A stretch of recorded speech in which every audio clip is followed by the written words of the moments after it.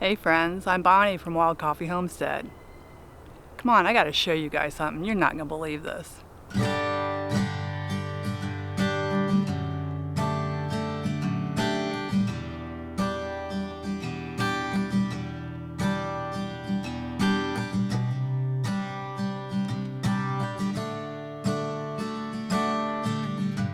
I'm out in our vineyard and orchard in the back part of our property. I have a story I gotta tell you guys. Kind of a funny story. Let me show you.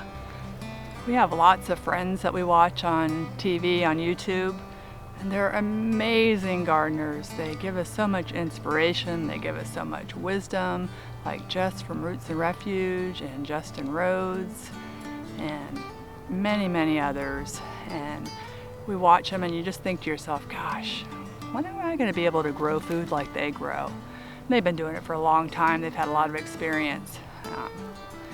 But funny story, about probably 6-9 months ago, a friend from our church was telling us about Everglade tomatoes. I had never heard of them. They're just little tiny tomatoes. And she said, oh yeah, you gotta try them. We'll give you some. Just throw them in the ground, put a little sand over them, forget about them. Don't do anything. I thought, well, that works for me. That sounds like a good plan. At the time we had grown several varieties and dealt with some blight and different diseases and whatnot. Also, when it rains real hard and they get water real fast, they tend to split. So I thought, gosh, that sounds like a great idea. So I went around the whole property and said, but make sure that you don't fuss over them. Just forget about them. So I thought, okay, I can do that.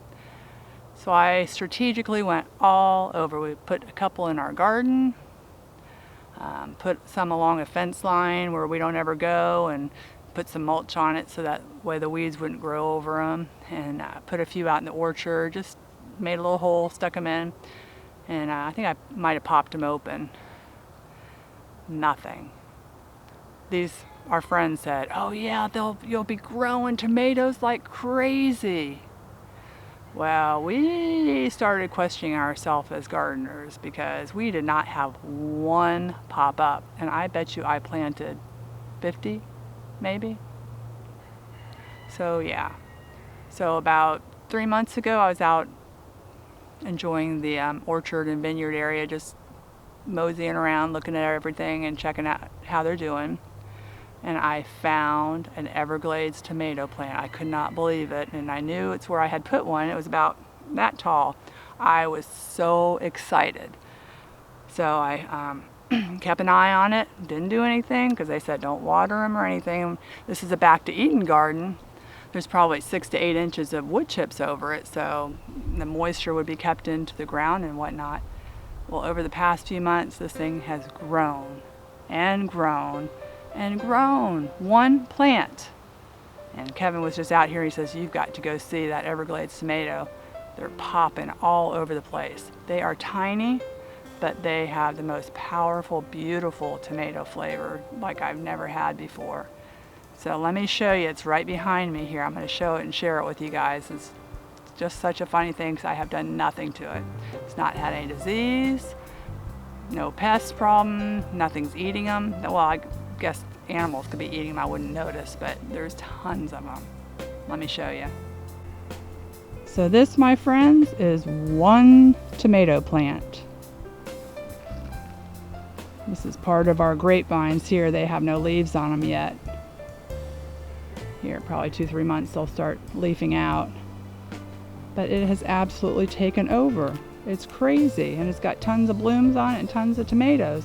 It's wrapped all the way around this side where our blueberry bush is. No, this is blackberry, sorry. Blackberry bush is. So I have a feeling I'm going to need to, it might smother it, so I'm going to have to get that pulled out of there. But gosh, I hate to. It is absolutely gorgeous.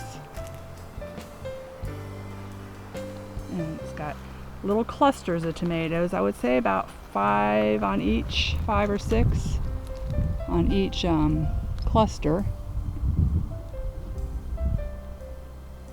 But they are absolutely wonderful. And they are all over the place. I've done nothing, absolutely nothing. Look at this batch in here. They are all over.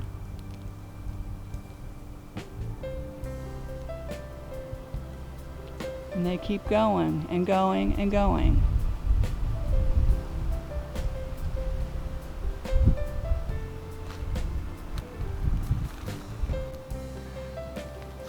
This plant right next to the tomato is a porterweed, and it's a native plant, grows really well. I just happened to stick one out. They reseed themselves a lot, so I had a pretty good sized plant, so I just stuck it out here in the sand and covered it up. Again, it's back to Eden, so didn't think too much about it. This thing has gone crazy. Have I done anything to it? Not a thing. These are great to attract the pollinators, which is good for the orchard and the vineyard. But it is just beautiful. And unfortunately, well, not unfortunately, but we're going to trim it way back. So it's kind of invading on the grapevines as well. So we'll get that back up there, cut it down, and it'll just bush right back out, I believe. So, you know, location, location, location. You just never know. We work so hard sometimes trying to grow things in a certain area that we think is perfect, and doesn't always work out well. And then I have two instances out here like this that they have just gone absolutely crazy. Sometimes I think when you don't care, you don't fuss. I tend to be a fusser. I baby and I pamper plants, and sometimes I wonder if I'd just leave them alone and ignore them, if they wouldn't do better. Amazing. Porterweed's in front of me, and right besides me here, this is a passion fruit. And there's one behind it, and it's kind of done the same thing. One plant we put in probably last June. This thing's gone crazy. We have a cattle panel that's I think 16 foot long, and it has totally covered it. Started reaching out to the grapevine, so I have to keep taming it in. The Gulf fritillary caterpillars love this. That's their host plant, and I haven't seen too many. We had one out in the front, our little arbor where our benches are, years ago. And I'll tell you what, those Gulf fritillaries ate that plant up, died. I have a feeling this is better cared for by the Back to Eden wood chips out here. But at any rate, it's crazy. I can't wait to get some fruit off of these, but they're just going absolutely crazy. I have done nothing to them this winter. Maybe twice I've watered them, but just amazing.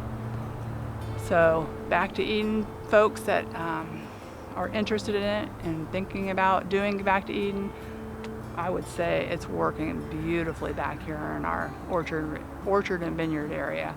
And we would have used it in our kitchen garden, but it was just too low and flooded. So I know I've had viewers ask about that, and it's not that we didn't think it worked, because it did work. It just flooded, and no plants will grow when it's absolutely underwater in puddles. So I just had to share that with you. Funny things about gardening that we learn, and you just never know. You just never know. Well, I sure appreciate you guys. If you haven't already subscribed, hit the subscribe button. And we are glad that you're coming along on our journey, and we just hope you have a blessed day. See you next time.